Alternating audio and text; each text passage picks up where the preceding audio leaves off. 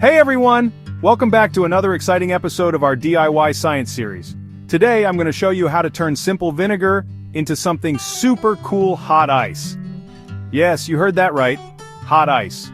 It's a fascinating experiment that combines chemistry and a bit of magic. Yep, you heard that right. We're making a supersaturated sodium acetate solution, and it's going to be epic. This is a great way to see chemistry in action and understand some fundamental concepts. So let's dive in, but first, safety is paramount. Make sure you have your safety goggles and gloves on before we start. First, grab some vinegar in a large beaker. Vinegar is our main ingredient, and it's something you probably already have in your kitchen. Slowly add baking soda to the vinegar. You'll notice a lot of bubbling. That's carbon dioxide gas being released. This reaction is quite vigorous, so take your time. Make sure to add the baking soda in small increments to keep it under control. This step is crucial because adding too much at once can cause the mixture to overflow. This reaction is forming our key ingredient, sodium acetate. Sodium acetate is what will allow us to create the hot ice effect.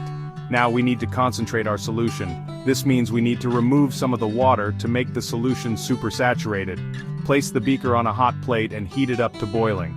Boiling helps to evaporate the water, leaving behind a more concentrated solution. Keep stirring and be patient. This can take up to 12 hours. Yes, it's a long process, but the results are worth it. A thin film or crust will form on the surface when we're close to done. That's your cue to stop heating. This film indicates that the solution is now supersaturated. Next, let the solution cool down to room temperature. This step is critical because we need a supersaturated solution for our hot ice to form.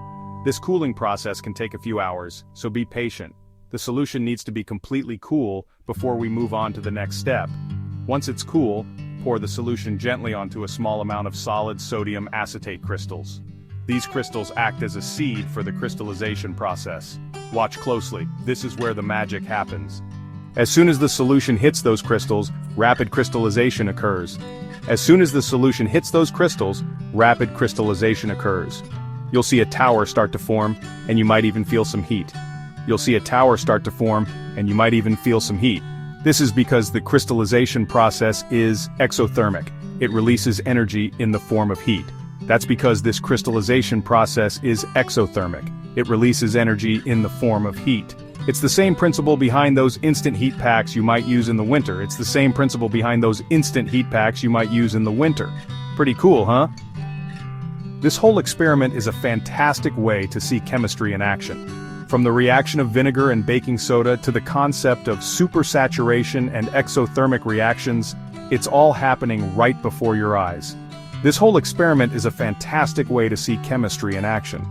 From the reaction of vinegar and baking soda to the concept of supersaturation and exothermic reactions, it's all happening right before your eyes.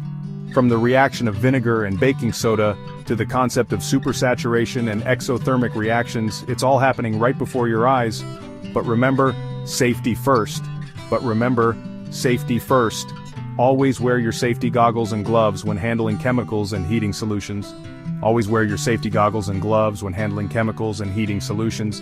And make sure you're using appropriate glassware that can withstand high temperatures. And make sure you're using appropriate glassware that can withstand high temperatures. So there you have it, turning vinegar into hot ice. So there you have it, turning vinegar into hot ice. It's a simple yet fascinating experiment that you can try at home. Give it a try and let me know how it goes in the comments. I'd love to hear about your experiences and see your results. If you enjoyed this experiment, don't forget to like and subscribe for more science fun. We have plenty more exciting experiments and educational content coming your way. Thanks for watching, and I'll catch you next time. Stay curious and keep experimenting.